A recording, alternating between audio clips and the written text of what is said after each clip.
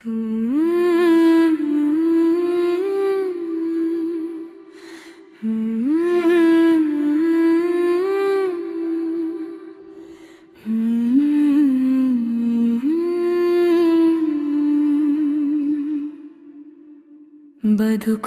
ಒಂದು ಬಣ್ಣದ ಲೋಕ, ಆಡುವರೆಲ್ಲ ಕಪಟದ ಆಟ. ಮಾತಿಗೂ ಬೆಲೆ ಕಟ್ಟೋರೆಲ್ಲ, ಮನಸ್ಸಿಗೆ ಬೆಲೆ ಇಲ್ಲ ಇಲ್ಲಿ. ನಗು ಕೂಡ ವ್ಯಾಪಾರವಾದಾಗ, ನಿಜವಾದ ಕಣ್ಣೀರು ಮೌನವಾಗುತ್ತೆ.